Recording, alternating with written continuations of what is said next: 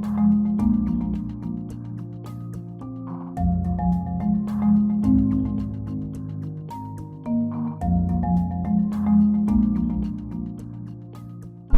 शुरू। बिस्मिल्लाहिर्रहमानिर्रहीम। Experimental techniques in chemistry. आज हम इनका जायज़ा लेंगे कि कौन कौन सी कॉमन एक्सपेरिमेंटल टेक्निक्स हम इस्तेमाल करते हैं। आपको पता है analytical chemistry is the called of characterisation, science of characterisation.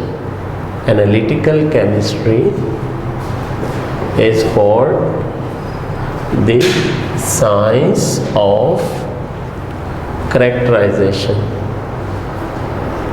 यानी इसमें हम करेक्टराइजेशन करते हैं किसी भी कंपाउंड या कोई भी सब्सटेंस जो हमें दिया जाता है, हम उसकी करेक्टराइजेशन करते हैं। जो हम बेसिक टेक्निक यहाँ पे पढ़ेंगे उनमें शामिल है फिल्ट्रेशन, उसके बाद हम देखेंगे क्रिस्टलाइजेशन,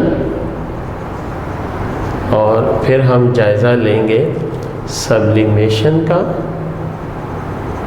और उसके बाद हम देखेंगे सॉल्वेंट एक्सट्रैक्शन। ये जो टेक्निक्स हैं दी गई, इनको हमने डिस्कस करना है। और लास्ट में हम देखेंगे क्रोमेटोग्राफी।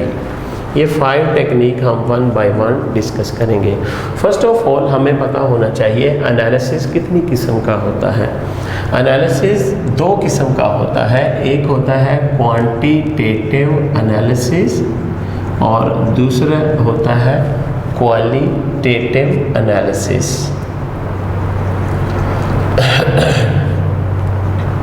क्वांटिटेटिव एनालिसिस में हम अमाउंट इन ग्राम्स फाइंड करते हैं। Amount in grams of each component is found in quantitative analysis. जबकि क्वालिटेटिव एनालिसिस में हम डिटेक्शन ऑफ एलिमेंट करते हैं। डिटेक्शन ऑफ एलिमेंट्स करते हैं। इसकी एग्जांपल हमने पढ़ी है सेकेंड ईयर में, आपने पढ़ा होगा salt analysis. That is the example of qualitative analysis. जबकि आपने टाइट्रेशन फर्स्ट ईयर में पढ़ा होगा mostly. Titration is the example of quantitative analysis. इसके अलावा आप कंबस्शन एनालिसिस भी लिख सकते हो। हमें पता होना चाहिए कि स्टेप्स कौन कौन से हैं एनालिसिस के लिए। कोई भी आप एनालिसिस करते हो, इट कंसिस्ट ऑफ 4 स्टेप्स। ठीक है। सब फर्स्ट ऑफ ऑल आप कहोगे सैंपल टेकिंग या कलेक्शन ऑफ सैंपल। नंबर 2 आप कहोगे सेपरेशन ऑफ कंपोनेंट्स। किसके? सैंपल के। सेपरेशन ऑफ कंपोनेंट, इसके लिए आप वेरियस किस्म की टेक्निक्स का सहारा लेंगे। और उसके बाद है एनालिसिस ऑफ कंपोनेंट्स। ठीक है। Analysis of components and measurements. ठीक है। और लास्ट है ड्राइंग ऑफ कंक्लूजन। ये 4 स्टेप आपने याद रखने हैं। ड्राइंग ऑफ कंक्लूजन आपको MCQs में पूछा जा सकता है। How many steps are there? How many steps are there for analysis या chemical analysis of a substance? आप बताएं जी कितने स्टेप्स हैं। ठीक है जी। 1 है, 2 है, 3 है या 4 स्टेप है, तो यकीनन आपका आंसर 4 होना चाहिए। ठीक है जी। First technique to be discuss here हम देख रहे हैं जी फिल्ट्रेशन। फिल्ट्रेशन क्या है? In this process solid components are separated from a solution या solvent। ठीक है।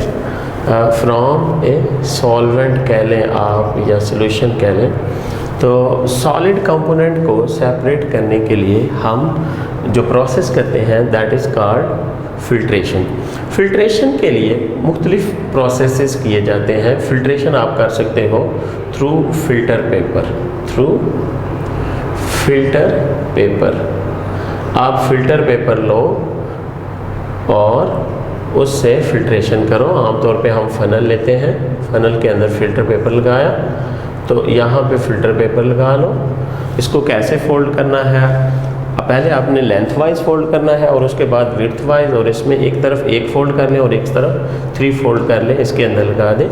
आपका जो सॉलिड कंपोनेंट होगा वो फ़िल्टर पेपर के ऊपर रह जाएगा अनडिज़ॉल्व्ड, और जो डिज़ॉल्व्ड होगा बाकी जो सॉल्वेंट है वो नीचे आ जाएगा, और इधर सॉलिड पार्टिकल्स या अनडिज़ॉल्व्ड कंपोनेंट को आप सेपरेट कर सकते हैं। ठीक है, this is called filtration process. Filtration इसके अलावा, फ़िल्टर पेपर्स के अलावा हम क्रूसिबल से भी फिल्ट्रेशन करते हैं, फिल्ट्रेशन थ्रू क्रूसिबल्स। अगर आप क्रूसिबल्स की बात करो तो क्रूसिबल 2 तरह की होती है। एक होती है गूज क्रूसिबल, ठीक है, और दूसरे होती है sintered glass crucible, sintered glass crucible. अच्छा, इस पेपर फिल्टर पेपर के थ्रू जो आप फिल्ट्रेशन कर रहे हैं ये थोड़ा स्लो प्रोसेस होता है। समटाइम इसको फास्ट करने के लिए हम फ्लूटेड फ़िल्टर पेपर इस्तेमाल करते हैं। फ्लूटेड फ़िल्टर पेपर में डिप्रेशंस और एलिवेशन आते हैं। आप फोल्ड करते हैं पेपर को, तो डिप्रेशन और एलिवेशन की वजह से आपने याद रखना है area of the filter paper बढ़ जाता है, जिसकी वजह से फ़िल्ट्रेशन प्रोसेस जो है वो कंपैरेटिवली फास्ट हो जाता है। इसके बाद हम थोड़ा सा कंपैरिजन कर देते हैं दोनों क्रूसिबल्स का, Gooch crucible versus sintered glass crucible, sintered glass crucible. ये दोनों क्रूसिबल जो है फिल्ट्रेशन प्रोसेस के लिए इस्तेमाल की जाती हैं। अगर आप देखें गूज क्रूसिबल जो है, गूज क्रूसिबल इसकी शेप कुछ इस तरह की होती है, ठीक है। इसके इधर जो इसका पेंदा होता है इसमें होल्स होते हैं, ठीक है। जबकि सिंटर्ड ग्लास जो है उसको हम इस तरह से ड्रॉ कर सकते हैं, ठीक है। यहाँ पे एक ग्लास डिस्क लगा होता है पोरस, ठीक है। ये ग्लास की बनी हुई है और ये पोर्सिलेन मटेरियल की है। It is made of porcelain material, porcelain material, जबकि it is made of glass. अच्छा, इट नीड्स, यहाँ पे हमें कोई फ़िल्टर पेपर लगाना पड़ता है। It needs filter paper, some time filter paper और मैट भी लगाना पड़ता है एस्बेस्टॉस टाइप का, जो कि फ़िल्टरिंग मीडिया के तौर पे एक्ट करता है। यहाँ पे हमें no need of filter paper है, यहाँ कोई फ़िल्टर पेपर नहीं आपने लगाना। नेचुरली ये होल जो है ग्लास के अंदर that facilitates the process of filtration. अच्छा, इस केस में कहते हैं कि प्रोसेस जो है मैट या फ़िल्टर पेपर की वजह से स्लो होता है, इसलिए हमें सक्शन पंप की ज़रूरत होती है, हमें सक्शन पंप लगाना पड़ता है। और इधर no need of suction arrangement, ठीक है। अच्छा, इस प्रोसेस में समटाइम्स KMnO4 या फिर कोई एसिड है या कोई रिएक्टिव मटेरियल है, वो इस क्रूसिबल से जब हम उसको फ़िल्टर करते हैं इसको, तो केमिकल जो है वो फ़िल्टर पेपर के साथ रिएक्ट कर जाता है, जिसकी वजह से प्रॉब्लम आते हैं। जबकि इधर इस तरह का कोई प्रॉब्लम नहीं होता। फिर आपसे कोई पूछे कि which one is the superior, तो यकीनन sintered glass crucibles are superior to Gooch crucibles. क्यों? सिंटर्ड ग्लास में स्मूथ फिल्ट्रेशन प्रोसेस है, कोई फ़िल्टर पेपर की ज़रूरत नहीं है, और इसके अलावा कोई फर्दर सक्शन प्रेशर अरेंजमेंट हमें बिल्कुल भी नहीं लगानी पड़ती। तो कोई केमिकल कोई भी इसके साथ इतनी जल्दी रिएक्ट नहीं करते। हाँ, एक बात याद रखिएगा, इसकी एक लिमिटेशन मैं आपको यहाँ बता दूँ, HF चूँकि ग्लास के साथ रिएक्ट कर जाता है, इसलिए HF can not be filtered. इसके अलावा कोई भी एसिड हो, लाइक HCl हो, सल्फ्यूरिक एसिड हो, और KMnO4 वगैरह हो, कोई बेस हो, कोई ऑक्सीडाइजिंग एजेंट हो, वो तमाम के तमाम आप सिंटर्ड ग्लास क्रूसिबल से इजीली फ़िल्टर आउट कर सकते हैं, जबकि गूज क्रूसिबल में पेपर की वजह से ये हम प्रोसेस इतनी आसानी से नहीं कर सकते। तो this one is the superior crucible. जी, हम ये MCQs डिस्कस करते हैं। Rate of filtration can be increase by, कैसे आप रेट ऑफ फिल्ट्रेशन इंक्रीज कर सकते हो?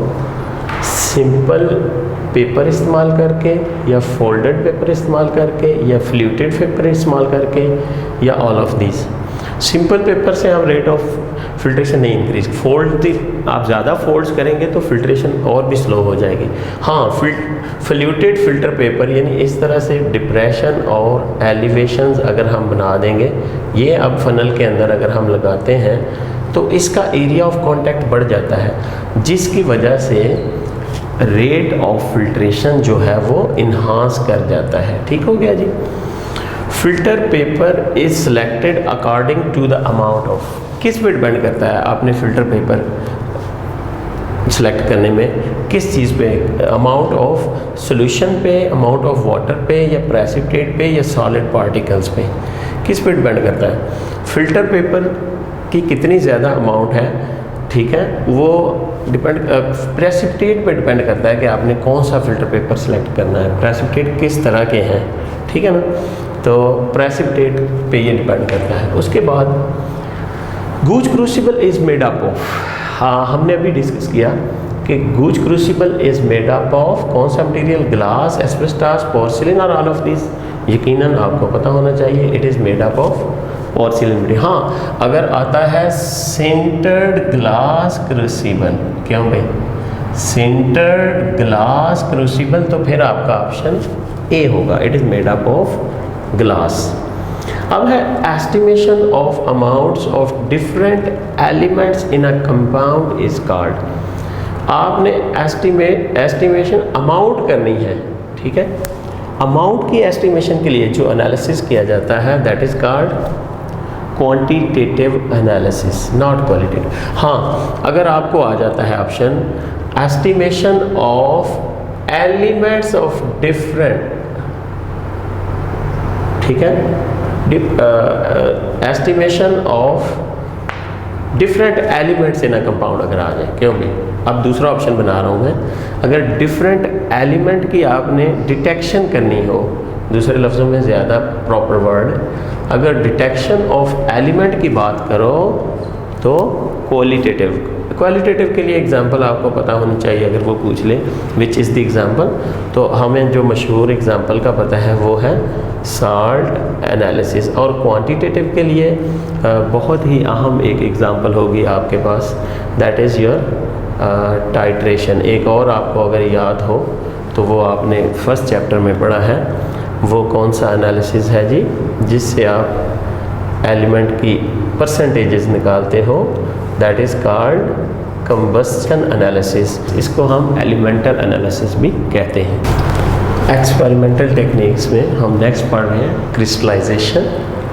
क्रिस्टलाइजेशन क्या है? Separation of solid as crystals when hot saturated solution is cooled. Basic process आपका ये है, ठीक है।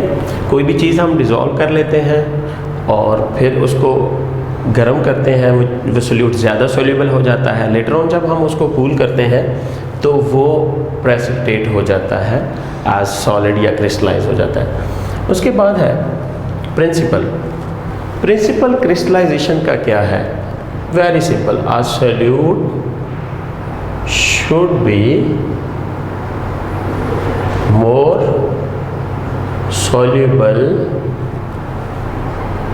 in a solvent at high temperature ठीक है, and less soluble at low temperature. तो इससे क्या होगा,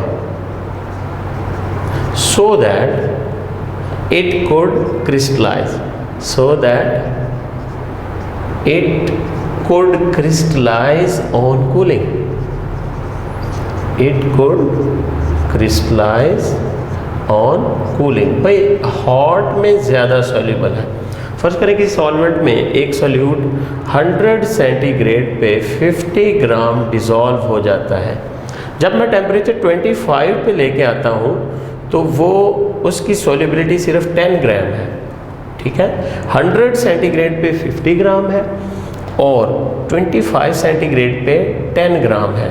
तो इसका मतलब है 100 सेंटीग्रेड पे जब 50 ग्राम डिज़ोल्व था तो 25 पे 10 है, 50 माइनस 10, 25 सेंटीग्रेड पे 40 ग्राम जो है आपका सोल्यूट सॉलिडिफाई या क्रिस्टलाइज हो चुका है।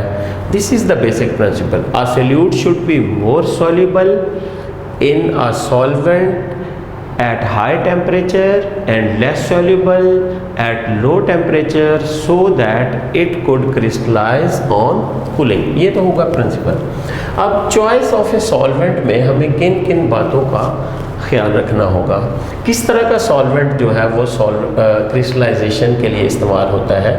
Number 1, it should be cheap, it should be cheap, इसको सस्ता होना चाहिए, कॉस्टली नहीं होना चाहिए। Number 2, it should be non volatile, it should be non volatile. Number 3, हम कहते हैं हमारे सॉल्यूशन को नॉन इनफ्लेमेबल होना चाहिए, it should be non inflammable. सबसे अहम requirement, it should form well formed crystals, it should form well formed crystals, इसको बहुत अच्छी क्रिस्टल्स बनानी चाहिए।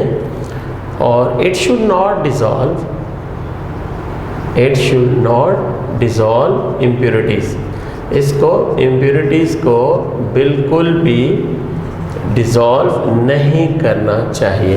क्रिस्टल अच्छे बनाने चाहिए, इसको इनफ्लेमेबल नहीं होना चाहिए, इसको आग ना लग जाए। So that it should be non volatile, it should be very cheap. These are the basic characteristics, ठीक है। अगर आपके पास कोई ऐसा सॉल्वेंट किसी खास सोल्यूट के लिए नहीं मिल रहा तो you can use a mixture of two miscible solvents, mixture of two miscible solvents. Solvent choice of solvent for crystallisation में अगर आपको कोई अच्छा सॉल्वेंट नहीं मिल रहा तो आप 2 मिक्सिबल सॉल्वेंट इस्तेमाल कर लें।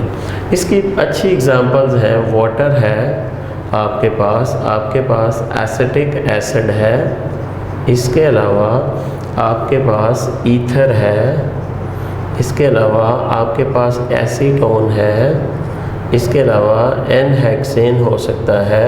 These are very good solvents for crystallisation. तो ये अहम सॉल्वेंट हैं। डाईथाइल ईथर हो सकता है, एसीटोन हो सकता है, एन-हेक्सेन हो सकता है, इथानॉल हो सकता है, मीथानॉल हो सकता है। इथानॉल इथाइल अल्कोहल जिसे हम बोलते हैं, और मिथाइल अल्कोहल जिसे हम स्पिरिट बोलते हैं। This can also be used as a solvent. These are very good solvents that can be used for crystallization. Now we talk about crystallization process. Simply हम इसको डिस्कस कर लेते हैं। Preparation of saturated solution, then we will do filtration. After that cooling का process होगा, फिर collection of crystal, फिर drying of crystal और decolorize करेंगे हम crystals को। प्रेपरेशन ऑफ सैचुरेटेड सोल्यूशन, हम कोई सोल्यूट लेते हैं, वो किसी सॉल्वेंट में ऐड करते हैं तो सॉल्यूट ऐड करते जाएं, हिलाते जाएं, फर्दर सॉल्यूट ऐड करें तो वो उसके अंदर हल नहीं होगा। आप उसको हीट करें, आप टू बॉइलिंग पॉइंट तक हीट करते जाएं, सॉल्यूट ऐड करते जाएं, तो आपके पास सैचुरेटेड सॉल्यूशन तैयार हो जाएगा। अब मज़ीद मिकदार सॉल्यूट की हल हो जाएगी। उसके बाद फ़ौरन हमने फ़िल्ट्रेशन का प्रोसेस करना है। आपने सैचुरेटेड सॉल्यूशन को फ़ौरन फ़िल्टर करना है, ठीक है जी। जब आप फ़िल्टर करेंगे तो प्रॉब्लम इज़ दैट के फ़िल्ट्रेशन के दौरान कूल हो जाता है सैचुरेटेड सॉल्यूशन, जिसकी वजह से यहाँ प्री मैच्योर क्रिस्टल्स बन जाते हैं। क्या बन जाते हैं? प्री मैच्योर क्रिस्टलाइजेशन हो जाती है। इसको बचाने के लिए, इसको अवॉइड करने के लिए हमें हॉट वाटर फनल यूज़ करनी होगी, ठीक है। हॉट वाटर फनल कोशिश करें जो ही सैचुरेटेड सॉल्यूशन तैयार हो उसको फ़ौरन फ़िल्टर कर लें, ठीक है। अगर फ़िल्ट्रेशन के प्रोसेस में थोड़ी देर हो गई तो यहाँ पे कूल होने पर सॉल्यूशन के यहाँ पे प्रीमैच्योर क्रिस्टल्स बन जाएंगे। आप कहेंगे premature crystals are crystals that are made during the process of crystallisation when the solution gets a bit cool, ठीक है। इसके लिए in order to avoid premature crystallisation we can use hot water funnel. Hot water funnel में यहाँ एक channel लगा होता है जिसमें से हॉट वाटर मूव कर रहा होता है आउटसाइड, वो इधर अंदर नहीं जाता, ये बाहर बाहर अरेंजमेंट होती है, पानी इधर से घूम रहा होता है, जिसकी वजह से हॉट वाटर फनल में प्रीमैच्योर क्रिस्टलाइजेशन को अवॉइड किया जाता है। अब जब आपने फ़िल्ट्रेशन कर ली तो क्या होगा? बेसिकली तो हमने यहाँ पे इम्प्योरिटीज़ हटानी थी, लेकिन यहाँ कुछ क्रिस्टल समटाइम चले जाते हैं। अब कूलिंग का प्रोसेस है। कूलिंग आप बहुत स्लो अगर करो या आप मॉडरेटली कूल करो या मॉडरेट कूलिंग करो या बहुत रैपिड कूलिंग करो, 3 तरह की कूलिंग हो सकती है। अगर आप बहुत स्लो कूलिंग करेंगे तो लार्ज साइज़ क्रिस्टल बनेंगे। क्या होंगे? Crystal large size. और अगर आप मॉडरेट कूलिंग करोगे तो मॉडरेट साइज़ के ही आपको क्रिस्टल मिलेंगे। तो अगर आप बहुत रैपिड कूलिंग करते हो, आप फ्रिज में रख देते हो इसको इंतहाई कूल किस्म के फ्रीज़र में, तो ये स्मॉल क्रिस्टल्स बनेंगे, ठीक है। तो कौन सी प्रेफर होनी चाहिए कूलिंग? ए मॉडरेट कूलिंग, जिसमें आप मीडियम साइज़ क्रिस्टल हासिल करोगे, ठीक है ना। मॉडरेट साइज़ या मीडियम साइज़ क्रिस्टल। अब है कलेक्शन ऑफ क्रिस्टल्स। आमतौर पे कलेक्शन ऑफ क्रिस्टल जो है पोर्सिलन, ये जो हमने पढ़ी है, पोर्सिलन मटेरियल की बनी हुई गूज क्रूसिबल से हम क्रिस्टल्स जो हैं उनको कलेक्ट कर लेते हैं, ठीक है। इसको फ़िल्टर पेपर के ऊपर कलेक्ट किया जाता है। तो फ़िल्टर पेपर की समटाइम्स सेलुलोज जो है वो इसकी सेलुलोज के जो पार्टिकल्स जो हैं वो क्रिस्टल्स को ख़राब करते हैं। क्रिस्टल्स को हाथ नहीं लगाना चाहिए, आपके हाथ के ऊपर जो मटेरियल है वो क्रिस्टल को ख़राब कर सकते हैं। उसके बाद है drying of crystals. Sometime crystal को फोल्ड्स ऑफ फ़िल्टर पेपर में ड्राई किया जाता है, जो कि एक अच्छा प्रोसेस नहीं है। इससे क्रिस्टल्स जो हैं वो ब्रेक कर जाते हैं, ठीक है। इसके लिए ओवन का इस्तेमाल भी किया जाता है। ओवन का इस्तेमाल कभी भी नहीं करना चाहिए। ओवन में हाई टेम्परेचर होने की वजह से जो लो मेल्टिंग पॉइंट के क्रिस्टल जो हैं वो टूट जाते हैं या मेल्ट हो जाते हैं, उनमें प्रॉब्लम आती है। तो हमें वैक्यूम डेजिकेटर इस्तेमाल करना चाहिए, ठीक है। वैक्यूम डेजिकेटर जो है ये एक शीशे का बना हुआ पॉट है। इसके अंदर हमने कुछ यहाँ पे केमिकल रखे हैं, इसके ऊपर लिड है। वो केमिकल जो है वो P2O5 हो सकता है, कैल्शियम क्लोराइड हो सकता है या सिलिका जेल हो सकता है। उसके साथ हम अपने क्रिस्टल रख देंगे वैक्यूम डेसिकेटर के अंदर, तो इसमें 4 to 5 आवर्स में आपके क्रिस्टल जो हैं बिन टूटे हुए, बगैर टूटे हुए ड्राई हो जाते हैं। ये सबसे सेफ़ और सुपीरियर प्रोसेस है in order to dry crystals. Fold of filter paper में आपके क्रिस्टल टूट जाएंगे, ओवन में आपके क्रिस्टल पेपर क्रिस्टल्स जो हैं वो मेल्ट हो जाएंगे। वैक्यूम डेसिकेटर में बेहतर आप इसकी ड्राइंग कर सकते हैं। जब आपने क्रिस्टल ड्राई कर लिए तो समटाइम ये होता है उसमें हल्की सी कोई टेंज नज़र आ रही होती है, कोई कलर नज़र आ रहा होता है, तो उसको डीकलराइज करने के लिए सॉल्वेंट अगर आप ले लें जिसमें आपने क्रिस्टल बनाए थे, ठीक है, कोल्ड फॉर्म में लें, वो हॉट नहीं लेना। उस सॉल्वेंट के अंदर अगर आप क्रिस्टल अपने जो है उनको वॉश कर लें, बहुत केयरफुल प्रोसेस है ये, वरना आपके क्रिस्टल डिज़ोल्व भी हो सकते हैं, तो इससे आप डीकलराइज कर सकते हैं। सम टाइम बहुत ज़्यादा कलर कोई आ रहा है तो एनिमल चारकोल के साथ आप अपने क्रिस्टल्स को एनिमल चारकोल के साथ अपने क्रिस्टल्स को रोस्ट करें उसी सॉल्वेंट में जिससे आपने क्रिस्टल हासिल किए थे, तो एनिमल चारकोल की सरफेस जो है वो आपके क्रिस्टल्स के जो कलर्स जो हैं उनको एब्जॉर्ब कर लेगी अपनी सरफेस में, और इस तरह से क्रिस्टल्स जो हैं आपके ट्रांसपेरेंट हो जाएंगे। ठीक है जी, this is how you can decolorise crystals. क्या कहा मैंने, अगर बहुत कम कोई टेंज नज़र आ रही है तो जिस सॉल्वेंट में आपने क्रिस्टल बनाए हैं उसी सॉल्वेंट से वॉश करें आप। ठीक है, दूसरा ये है कि अगर कोई इम्प्योरिटीज़ कलर ज़्यादा मतलब वाज़े हो रहे हैं तो फिर आपने एनिमल चारकोल डालनी है, जिस सॉल्वेंट में आपने क्रिस्टल बनाए थे उसी में क्रिस्टल को रोस्ट करें और एनिमल चारकोल डालने के बाद रोस्ट करें, तो एनिमल चारकोल आपके कलर्स को एब्जॉर्ब कर लेगी जो क्रिस्टल के अंदर है, तो इस तरह क्रिस्टल जो है डीकलराइज हो जाएंगे। पहला है crystallisation does not evolve. Crystallisation के दौरान कौन सा प्रोसेस नहीं होता? कूलिंग होती है, हीटिंग होती है, सब्लिमेशन होती है या नहीं होती, वेपोराइजेशन होती है या नहीं होती।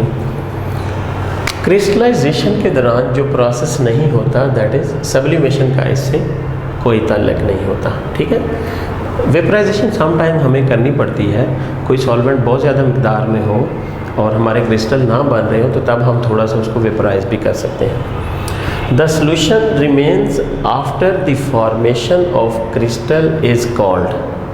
जब आप क्रिस्टल हासिल कर लेते हैं तो बाकी जो क्रिस्टल बचता है दैट इज़ कॉल्ड क्या? Residue, dilute solution, concentrated solution और mother liquid. The solution remained after getting crystal is called, याद रखिएगा, मदर लिक्विड उसको कहते हैं। ठीक है, नेक्स्ट आपका एमसीक्यूज है, when hot solution is cooled rapidly we get crystals. किस तरह के क्रिस्टल? हमने अभी पढ़ा कि कूलिंग पे डिपेंड करता है किस तरह के क्रिस्टल बनेंगे। इज कूल्ड रैपिडली, अगर आप रैपिडली करोगे तो स्मॉल साइज क्रिस्टल बनेंगे, याद रखना है आपने। और अगर आप इसको करोगे स्लोली, बहुत स्लोली आप, ठीक है, तो क्या बनेंगे? बहुत लार्ज साइज क्रिस्टल बनेंगे।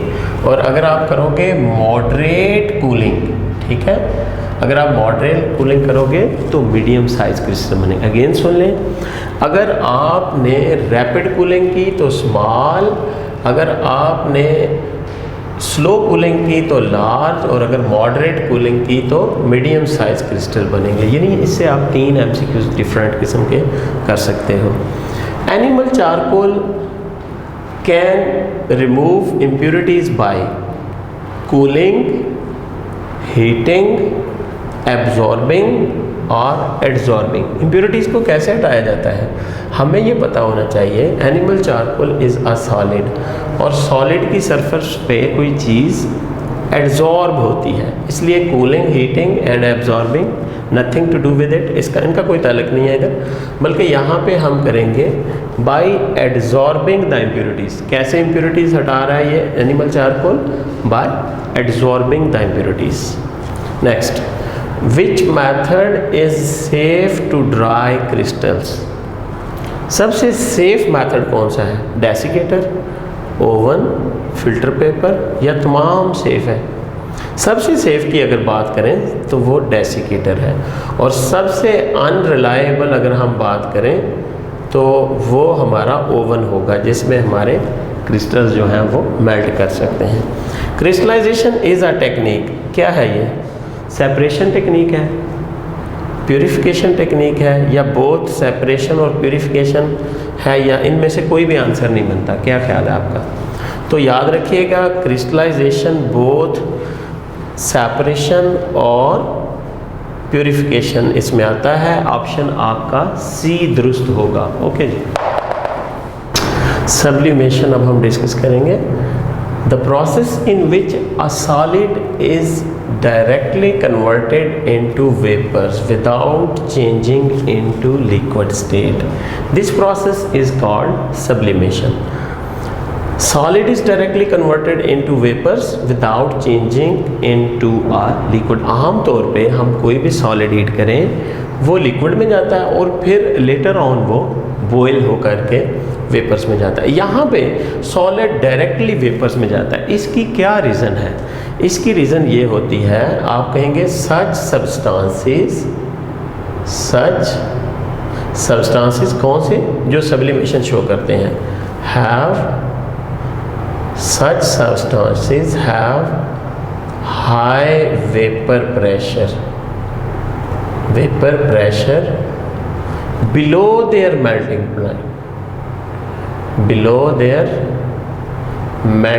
point. अभी मेल्ट होते ही नहीं है कि उनका वेपर प्रेशर इतना हाई है कि मेल्ट होने से पहले ही गैसियस फेज में चले जाते हैं। ठीक है, तो अब हम इसकी कुछ एग्जांपल्स देखते हैं। हमारे पास अमोनियम क्लोराइड जो है ये सब्लिमेशन शो करता है, आयोडीन सब्लिमेशन शो करता है, बेंजोइक एसिड सब्लिमेशन शो करता है। ठीक है, जो मशहूर एग्जांपल्स हैं। इसके अलावा नेफ्थलीन, ठीक है, नेफ्थलीन शोज सब्लिमेशन। क्यों? Because they have high vapour pressure below their melting point. अच्छा, इसके लिए एक सिंपल सा ऑपरेटर्स हम यूज़ करते हैं। ये हमारे पास वॉच ग्लास है या आप इसको चाइना डिश कह लें, वॉच ग्लास और चाइना डिश। इसमें आपने सैंपल को ले लेना है। ठीक है, इसके ऊपर एक इन्वर्टेड फनल ले लें। ठीक है, इसका जो बोर है उसको आप बंद कर लें कॉटन प्लग से। ठीक है, और यहाँ पे आपने हीटिंग अरेंजमेंट करनी है। ठीक है, लेट्स से मैं आपको दे रहा हूँ जनाब आयोडीन है, आयोडीन जो है वो सैंड में मिक्स हो गया है। ठीक है, तो हमने इसको सब्लिमेशन के थ्रू सेपरेट करना है। यहाँ आप आयोडीन और सैंड का मिक्सचर लेंगे, इसको हीट करेंगे। तो सैंड का आपको पता है काफ़ी हाई है मेल्टिंग और बॉइलिंग पॉइंट जा कर के, तो आयोडीन जो है इसके वेपर प्रेशर बहुत हाई है, वो जल्दी उठ जाएगा।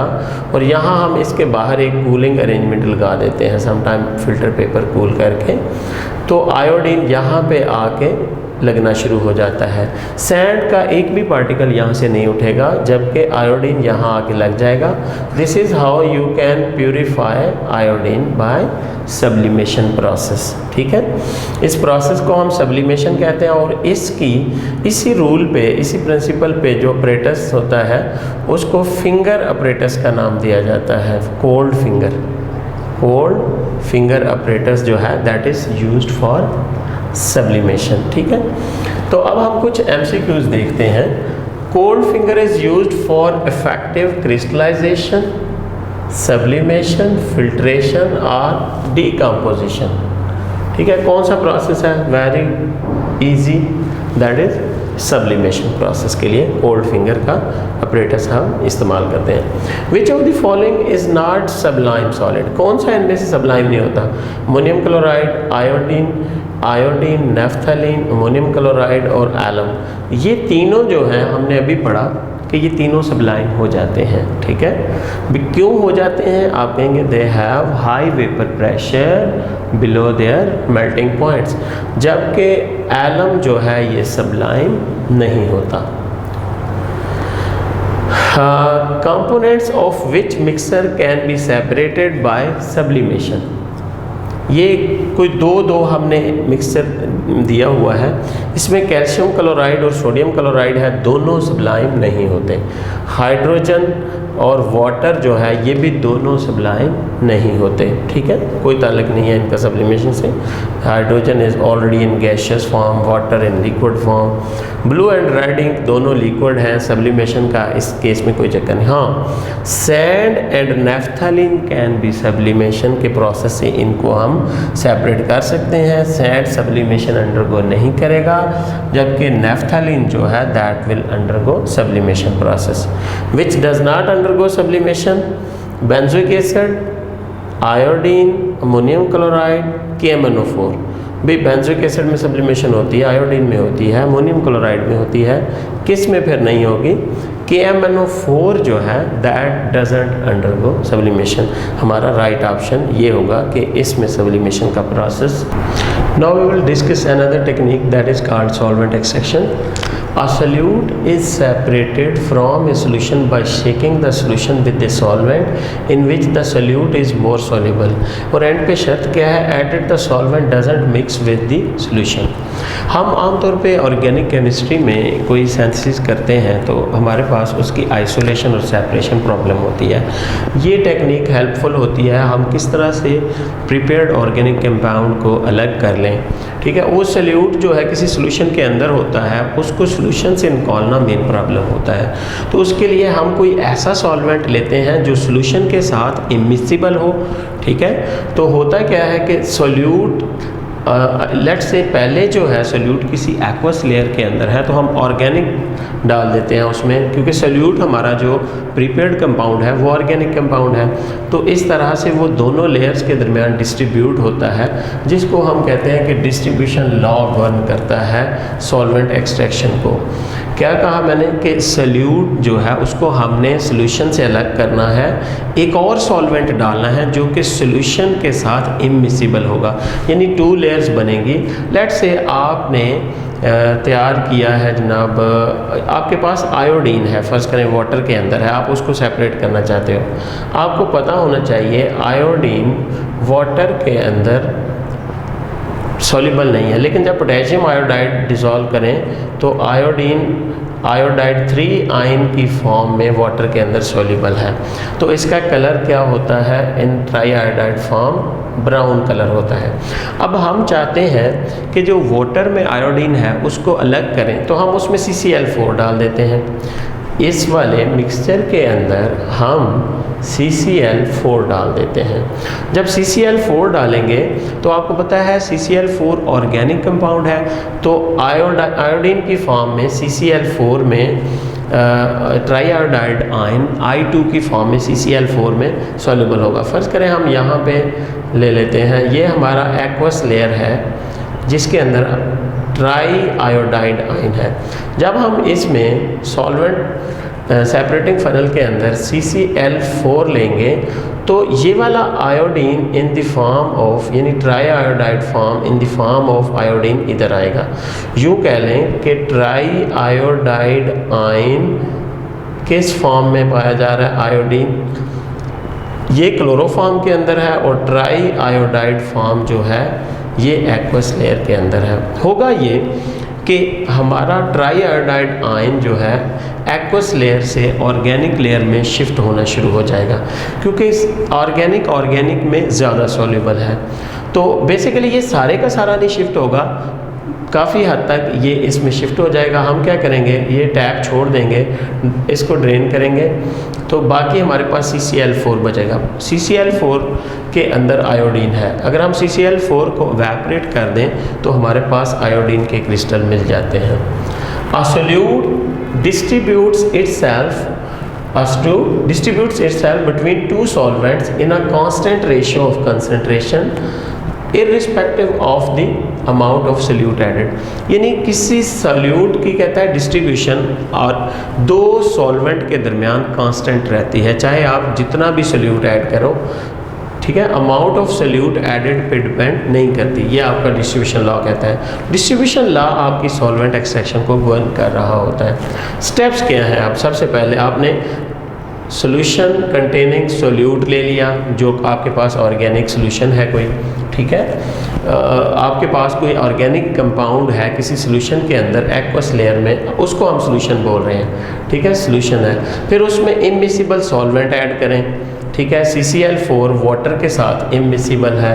फिर इसको अच्छी तरह शेक करें ताकि दोनों एक्वस लेयर और ऑर्गेनिक लेयर का एरिया ऑफ कांटेक्ट ज़्यादा से ज़्यादा हो सके। फिर उसके बाद सेपरेट ऑर्गेनिक लेयर, कहता है शेप आप यहाँ से छोड़ दें, एक्वस लेयर नीचे चली जाएगी, ऑर्गेनिक लेयर सेपरेट हो जाएगी और उसको आप एवेपोरेट कर लें, you will get the crystals of the compound. This is called solvent extraction. आमतौर पे जो ज़्यादातर एक्सट्रैक्शन हम इस्तेमाल कर रहे होते हैं लैब्स के अंदर वो ईथर एक्सट्रैक्शन होती है। Very easy, ether is easily evaporated, इसलिए ज़्यादातर जो कॉमन कंपाउंड है फॉर एक्सट्रैक्शन, आपको MCQs में पूछा जा सकता है, which of the following solvent is commonly used for extraction, तो सबसे कॉमनली यूज्ड जो सॉल्वेंट होगा वो ईथर होगा। इसके अलावा एसिटिक एसिड हो सकता है, वाटर हो सकता है, इथानॉल हो सकता है, ये सारे एज ए सॉल्वेंट इस्तेमाल हो सकते हैं इन एक्सट्रैक्शन। नेक्स्ट हमारा टॉपिक है क्रोमेटोग्राफी। लफ्ज़ क्रोमा से है, chroma mean colour, graph mean to draw और to separate. Separation of colours और drawing of colours. Basically chromatography में शुरू में कलर सेपरेशन की जाती थी, इसलिए इस टेक्निक का नाम ही क्रोमेटोग्राफी पड़े, कलर सेपरेशन टेक्निक। डेफिनेशन क्या है? Component of a mixture, components of a mixture are separated between stationary phase and mobile phase. It is controlled also by distribution law, जो कि हम पढ़ चुके हैं। डिस्ट्रीब्यूशन लॉ क्या है? A solute distributes itself between two components in a ratio of constant concentration irrespective of the amount of solute added। ठीक है, डिस्ट्रीब्यूशन लॉ इसको भी कंट्रोल करता है। अब हमें ये पता होना चाहिए what is stationary phase and what is mobile phase. हम कहते हैं chromatography is based on two phases, stationary phase and mobile phase. आप कहो इट इज़ फिक्स्ड, कौन सी? Stationary phase.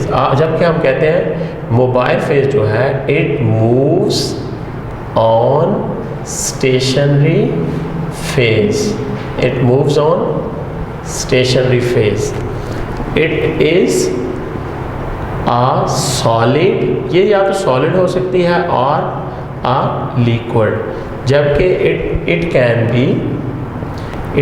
be a liquid or a gas, a liquid or a gas, they can be used as mobile phase। Examples अगर हम देखें, alumina gel, alumina and silica gel are the examples of stationary phase. While mobile phase की examples में आप लिख सकते हो H2O हो सकता है, इथानॉल हो सकता है, इसके अलावा एसिटिक एसिड हो सकता है, एसीटोन हो सकता है, और बहुत सारी गैसेस जो हैं they can be used as mobile phase. अगर हम टाइप्स की बात करें क्रोमेटोग्राफी की, तो इसको डिवाइड किया जाता है दो टाइप्स में। टाइप्स ऑफ क्रोमेटोग्राफी अगर आप देखो तो देयर आर टू टाइप्स। एक है कौन सी? On the basis of stationary phase. हम कहते हैं इफ स्टेशनरी फेज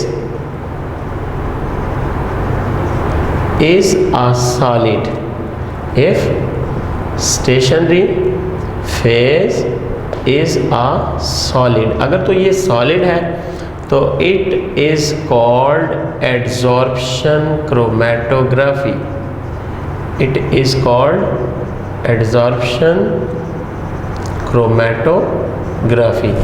और दूसरा है if the stationary phase is liquid, if the stationary phase is liquid, तो फिर क्या होगा? It is called partition chromatography. Partition chromatography, ये पार्टीशन क्रोमेटोग्राफी। अगर आप स्टेशनरी फेज सॉलिड लो तो एड्जॉर्प्शन क्रोमेटोग्राफी। इसकी एग्जांपल है थिन लेयर क्रोमेटोग्राफी या फिर कॉलम क्रोमेटोग्राफी। जबकि इसकी बहुत मशहूर एग्जांपल है पार्टीशन क्रोमेटोग्राफी की पेपर क्रोमेटोग्राफी। कौन सी? Paper chromatography. अब हम देखते हैं टाइप्स ऑफ पेपर क्रोमेटोग्राफी।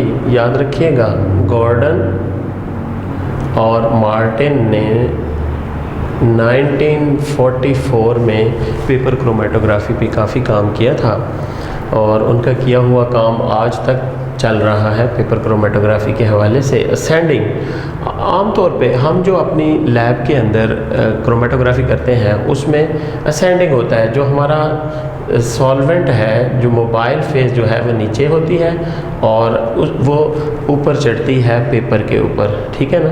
तो इसमें असेंड करता है। और अगर सॉल्वेंट कहीं ऊपर रख दिया जाए जो नीचे की तरफ डिसेंड हो तो this is called descending chromatography. और रेडियल में हम पेपर जो है सर्कुलर फॉर्म में इस्तेमाल करते हैं, तो हमारा जो कंपोनेंट्स जो हैं वो रोटेट करते हैं पेपर के साथ, ठीक है जी। What is RF? मेन चीज़ जो हमने क्रोमेटोग्राफी में फाइंड करनी होती है वो आरएफ वैल्यू है। ये कैसे निकालते हैं? Distance travelled by the component from the original spot divided by distance travelled by the solvent. या आप कह सकते हो मोबाइल फेज। हम करते क्या हैं जी, एक शॉर्ट सा आपको रिवीजन देता हूँ। एक स्ट्रिप काट लेते हैं 10 to 12 सेंटीमीटर लॉन्ग, उसके 2 सेंटीमीटर छोड़ के हम स्पॉट लगा देते हैं mixture to be separated by paper chromatography.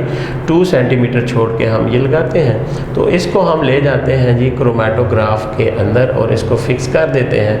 Air tight रखें, इसको हिलाना नहीं है। इधर आपने सॉल्वेंट लेना है और सॉल्वेंट को आप 2-3 नाम दे सकते हो। इसको आप मुझे मोबाइल फेज भी कहते हैं और इसको सॉल्वेंट भी आप कहते हो, इसको आप एल्यूएंट भी कहते हो। ये तमाम इसी के नाम हैं। तो अब आपका स्पॉट जो है इसको आप ड्राई होने के बाद इसमें लगाएं। तो अब इसमें फ़र्ज़ करें कि 3 आपने इंक ली हैं, आपके पास ब्लू है, ग्रीन है, रेड इंक है। आपने उनके लिए आरएफ वैल्यूज़ फाइंड करनी है। तो आप कहोगे आरएफ फॉर ब्लैक। कैसे करें? फर्स्ट ऑफ ऑल हमें स्पॉट लगा देने चाहिए। जहाँ पे स्पॉट है वहाँ पे एनसर्कल कर दें कि कहाँ तक कंसंट्रेशन। फर्स्ट करें बी की कंसंट्रेशन यहाँ आई है, यहाँ से यहाँ तक का डिस्टेंस फाइंड करें, यहाँ से यहाँ तक का डिस्टेंस और यहाँ से यहाँ तक का। और मेन आपने जहाँ तक सॉल्वेंट राइज किया है यहाँ तक आपने ये फासला, लेट से ये फासला 10 सेंटीमीटर क्यूब है सॉल्वेंट का। सॉल्वेंट का जो फासला तय किया है उसमें 10 किया है, आर ने 7 सेंटीमीटर किया है, जी ने 5 सेंटीमीटर किया है और बी ने 3 सेंटीमीटर अगर डिस्टेंस कवर किया है। तो हम आर एफ फॉर बी निकाल सकते हैं। कैसे निकालेंगे? डिस्टेंस ट्रेवल्ड बाय ब्लैक कितना है जी 3 centimetre divided by total distance from travelled by solvent from the original spot. या मोबाइल फेज ने जो टोटल फासला तय किया है तो ये आ जाएगा 0.3। आर एफ फॉर अगर आप ग्रीन निकालो तो distance travelled by green, distance travelled by the solvent 0.5। R F for the red आप निकालना चाहते हैं तो distance travelled by the red from the original spot divided by distance travelled from the original spot bye solvent, ठीक है, या mobile phase. तो 0.7 ये आर एफ वैल्यूज़ हैं। आर एफ वैल्यूज स्मॉल क्या इंडिकेट करती है?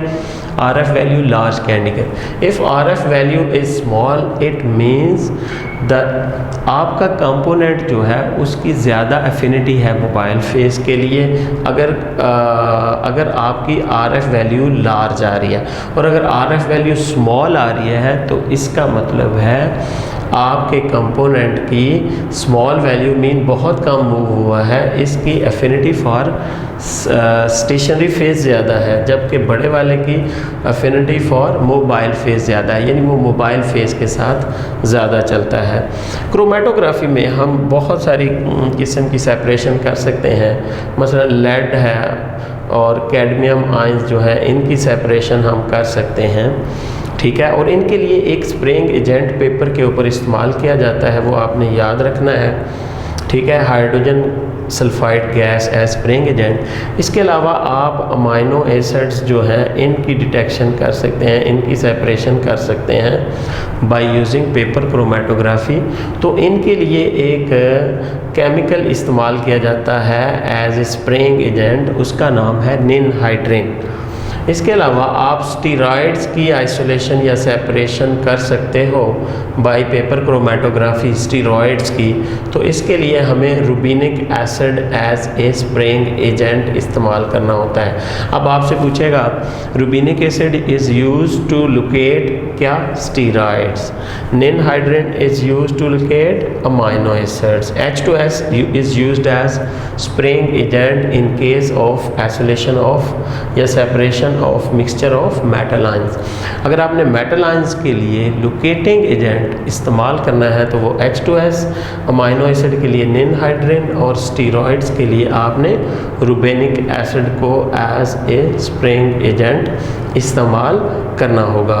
अगर आप क्रोमेटोग्राफी को एवेल्यूएट करें कि what sort of technique it is, तो हमें याद रखना होगा ये सेपरेशन टेक्निक भी है, ठीक है, ये प्यूरिफिकेशन टेक्निक भी है, ये आइसोलेशन टेक्निक भी है, और इसके अलावा हम अगर देखें तो इससे क्वांटिटेटिव एनालिसिस भी करते हैं, इससे क्वालिटेटिव एनालिसिस भी करते हैं, इससे बॉडी फ्लूइड की डिटेक्शन की जाती है, इसके अलावा यूरिन टेस्ट इससे हो सकता है, शुगर टेस्ट इससे हो सकता है, बहुत सारे टेस्ट जो हैं वो हम कर सकते हैं इससे। इसको अमाइनो एसिड के टेस्ट के लिए इस्तेमाल किया जाता है, अमाइनो एसिड की डिटेक्शन के लिए, स्टीरॉयड्स के लिए, स्टीरॉयड की कंसंट्रेशन के लिए, ये सारे टेस्ट हम इस क्रोमेटोग्राफी को इस्तेमाल, इवन हम परसेंटेजेस ऑफ वेरियस कंपोनेंट भी हम इससे फाइंड कर सकते हैं, क्योंकि ये क्वालिटेटिव एनालिसिस भी है और क्वांटिटेटिव भी है। क्वांटिटेटिव में परसेंटेजेस फाइंड करेंगे और डिटेक्शन अगर करनी है तो फिर हम इसको क्वालिटेटिव टेस्ट कहेंगे। हम देखते हैं MCQs. The stationary phase in paper chromatography is, paper chromatography आपको पता होना चाहिए कि ये पार्टीशन क्रोमेटोग्राफी की एग्जाम्पल है। पार्टीशन क्रोमेटोग्राफी में लिक्विड जो है आमतौर पे इस्तेमाल होता है एज स्टेशनरी फेज, तो इसमें आपका ऑप्शन वाटर होना चाहिए, ठीक है। Mention use of various locating agents. जब हम कुछ ऐसे कंपोनेंट होते हैं जो कलर दे देते हैं, उसमें मिक्सचर ऑफ इंक्स जो है वो कलर देता है, तो उसके लिए लोकेटिंग एजेंट की ज़रूरत नहीं होती। लेकिन कुछ ऐसी चीज़ें भी होती हैं जो कलर नहीं देती, उसमें अमाइनो एसिड्स कलर नहीं देते, तो उनके लिए हमें भी स्प्रेइंग एजेंट इस्तेमाल करना पड़ता है। इसी तरह स्टीरॉयड्स कलर नहीं देते और मेटल आयंस जो है वो भी सब कभी कलर मोस्टली नहीं देते। तो रुबीनिक एसिड जो है ये याद रखिएगा स्टीरॉयड के को लोकेट करने के लिए इस्तेमाल होता है वेरियस के, और मेटल आयंस लाइक जो हो तो उनमें अगर कलर आपने देना है तो हमें H2S as a spraying agent इस्तेमाल करना होगा। और इसे याद रखिएगा कि अमाइनो एसिड के भी कलर बिल्कुल नहीं आ रहे होते, तो उसके लिए हमें स्प्रेइंग एजेंट इस्तेमाल करना पड़ता है निनहाइड्रिन, जिससे पर्पल कलर आ जाता है अमाइनो एसिड से, ठीक है। नेक्स्ट आपका एमसीक्यूज है ये, a mixture of inks is separated by paper chromatography due to amount of solvent, different RF value, temperature difference, different amount of inks. What is the base for the separation of mixture of inks? आप हमें पता होना चाहिए कि इसके लिए हम जो बेसिक फार्मूला लगाते हैं दैट इज RF वैल्यू, और RF वैल्यू हम कैसे निकालते हैं? डिस्टेंस ट्रैवल्ड बाय कंपोनेंट, यानी कि कोई भी किसी किस्म की इंक जो है divided by distance travelled by solvent या you can say mobile phase. इससे हम RF वैल्यू फाइंड करते हैं। RF वैल्यू में भी दो कैटेगरी, अगर RF वैल्यू बड़ी आ रही है तो इट मींस कि आपका कंपोनेंट जो है वो मोबाइल फेज के लिए ज़्यादा फिल्टी रखता है, और अगर RF की वैल्यू कम आ रही है तो इसका मतलब है कि आपका कंपोनेंट जो है वो स्टेशनरी फेज के लिए ज़्यादा फिल्टी रखता है। ठीक है, लास्ट एग्जांपल हम देखते हैं a component with large KD value. अगर KD वैल्यू बड़ी आ रही है is most likely to have RF value, तो उसकी RF वैल्यू कैसी होगी? अगर KD वैल्यू लार्ज आ रही है, ये एक तरह से KD में भी यही चीज़ इस्तेमाल की जा रही है। KD में हम कहते हैं कि अगर इसकी वैल्यू बड़ी आए तो फिर RF वैल्यू क्या है? ये हमारा क्वेश्चन है। लार्ज आएगी, स्मॉल आएगी, जीरो आएगी या अनप्रेडिक्टेबल प्रोसेस। देखिए, अगर आपका न्यूमरेटर बड़ा है तो इसका मतलब है कि RF वैल्यू बड़ी आएगी, अगर डिनोमिनेटर बड़ा है तो RF वैल्यू छोटी आएगी। तो फिर हम कहेंगे कि a component with large KD value is most likely to have RF value large। अगर आपका न्यूमरेटर बड़ा है तो लार्ज वैल्यू आएगी, तो KD बड़ा होगा in case of large RF value. ये MCQs देखें जी। Which type of analysis we do by chromatography? Quantitative analysis करते हैं, क्वालिटेटिव एनालिसिस करते हैं, आइसोलेशन या सेपरेशन करते हैं, या ऑल ऑफ दीज करते हैं? तो यकीनन हम क्वांटिटेटिव भी करते हैं, क्वालिटेटिव भी और सेपरेशन भी। ऑल ऑफ दीज आपका करेक्ट ऑप्शन होगा। Chromatography is use to separate, क्या क्या आप सेपरेट करते हैं? हमने क्रोमेटोग्राफी के यूजेस में पढ़ा था कि हम अमाइनो एसिड भी करते हैं use, separate mixture of inks भी करते हैं, मिक्सचर ऑफ पिगमेंट्स भी करते हैं, स्टीरॉयड्स का भी एनालिसिस करते हैं, बॉडी फ्लूइड का भी करते हैं। तो इसका मतलब है ये ऑल ऑफ दीज ऑप्शन दुरुस्त होगा। Amino acid, metal ions, mixture of pigments, mixture of inks भी आप लिख सकते हो। ठीक है, ये सारे एनालिसिस आप क्रोमेटोग्राफी से करते हैं। In paper chromatography, the point at which solvent rises to a maximum extent is called baseline, chromatogram, solvent front, event। आप एक स्ट्रिप काटते हैं जिसके ऊपर आपका मोबाइल फेज चढ़ रहा होता है। मोबाइल फेज जिस हद तक जाता है, this is called solvent front. ठीक है, तो this one is called solvent front, बाकी कोई ऑप्शन इसमें नहीं है। यानी पेपर क्रोमेटोग्राफी में मैक्सिमम एक्सटेंट जहाँ तक सॉल्वेंट राइज करता है that is called solvent front. Which is major drawback of paper chromatography? जी, ये टाइम टेकिंग है, रिजल्ट अच्छे नहीं है, इनएक्यूरेट है, अनरिलायबल है, या इनमें से कोई भी क्रोमेटोग्राफी का ड्रॉबैक नहीं है। तो अगर आप देखें तो सबसे करेक्ट ऑप्शन होगा टाइम कंज्यूमिंग प्रोसेस है, और इसमें थोड़ी टाइम ज़रूर लगती है लेकिन इसकी एक्यूरेसी और रिलायबिलिटी वैलिड होती हैं। तो इसका ए ऑप्शन आएगा जी। देखें जी, what is the unit of RF? Centimetre, millimetre या नैनोमीटर, या इनमें से कोई यूनिट भी नहीं होना चाहिए। बेसिकली RF जो है इट इज़ अ रेशो। ठीक है, हमेशा याद रखिएगा रेशियोज हैव नो यूनिट्स। तो ऑप्शन आपका डी करेक्ट होगा। इन paper chromatography the rate at which solute move depends on. ठीक है, सोल्यूट मूव्स डिपेंड ऑन, तो कौन किस पे डिपेंड करेगा, किस पे रेट डिपेंड करेगा? तब इन paper chromatography the rate at which A solute moves depends on distribution law, Boyle's law, distribution coefficient, definite proportions.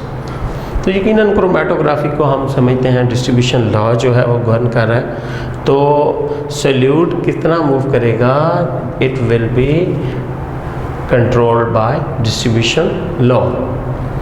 Which one is not a locating agent, H2S, CS2, ninhydrin rubeanic acid. हमें पता है H2S metal के लिए इस्तेमाल होता है, ninhydrin amino acid की separation के लिए इस्तेमाल होता है, रुबेनिक एसिड जो है वो आपके स्टेरॉइड्स वगैरह को अलग करने के लिए इस्तेमाल होता है। तो CS2 जो है that is not a liquiding agent, carbon disulphide gas. Next है आपका maximum affinity for stationary phase means RF value क्या होगी, स्मॉल होगी या लार्ज होगी, बोथ ए और स्मॉल और लार्ज दोनों हो सकता है, या एवरेज किस्म की होगी, इंटरमीडिएट वैल्यू होगी। ठीक है, RF नहीं, हम कहते हैं जब maximum affinity for stationary phase means RF value small होनी चाहिए। ये ऑप्शन आपका दुरुस्त होगा। The components of which mixture can be separated by solvent extraction. जी, इसमें से हम देखते हैं सॉल्वेंट एक्सट्रैक्शन से इनमें से कौन सी चीज़ है जिसको हम सेपरेट कर सकते हैं। अगर पहले में देखा जाए सैंड प्लस नेफ्थलीन, ठीक है, तो इसमें सैंड और नेफ्थलीन को अगर अलग करना हो तो आपको पता है इनमें से नेफ्थलीन सब्लिमेट हो जाता है, तो इसके लिए जो आपको करना पड़ेगा वो सब्लिमेशन होगा। लेकिन ऊपर उसने सॉल्वेंट एक्सट्रैक्शन पूछा है। अब सैंड प्लस NaCl, आप इसको वाटर में डिज़ोल्व करें, NaCl हल हो जाएगा, उसको फ़िल्टर कर लें, सैंड ऊपर रह जाएगा, NaCl फिल्ट्रेट में चला जाएगा। तो इसका मतलब है इसमें हम जो प्रोसेस इस्तेमाल करेंगे वो फिल्ट्रेशन है।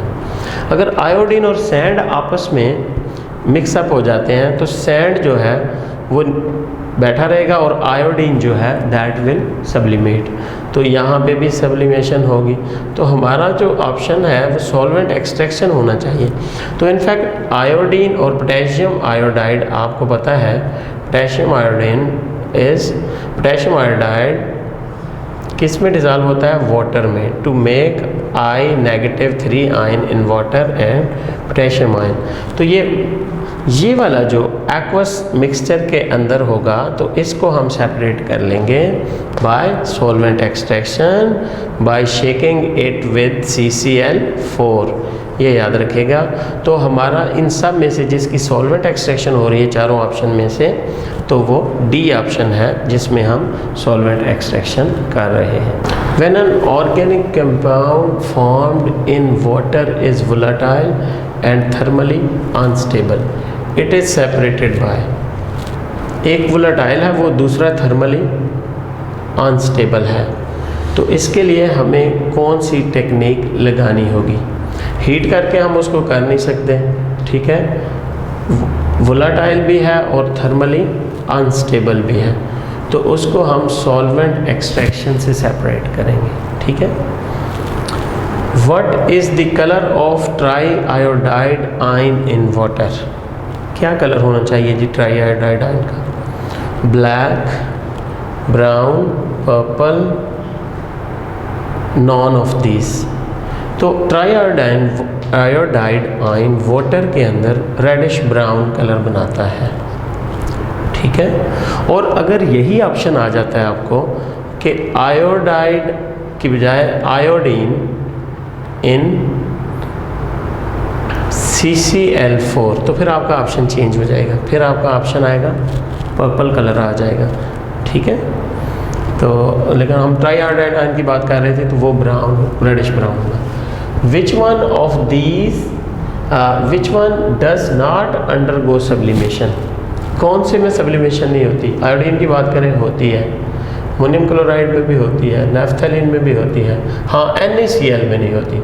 तो हमारा करेक्ट ऑप्शन ये होगा कि NaCl में सब्लिमेशन नहीं होता, जबकि I2 अमोनियम क्लोराइड और नेफ्थलीन इन सब में सब्लिमेशन हो रही है।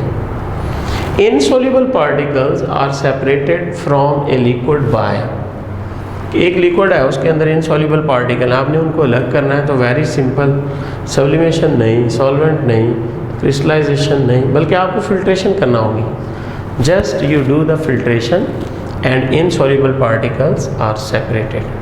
Last, an organic compound which is thermally unstable and volatile can be separated by, ठीक है, volatile हो रहा है लेकिन हम हीट करते हैं तो मतलब अनस्टेबल हो रहा है, ठीक है। तो इसके लिए कौन सी टेक्निक हमें इख्तियार करनी होगी?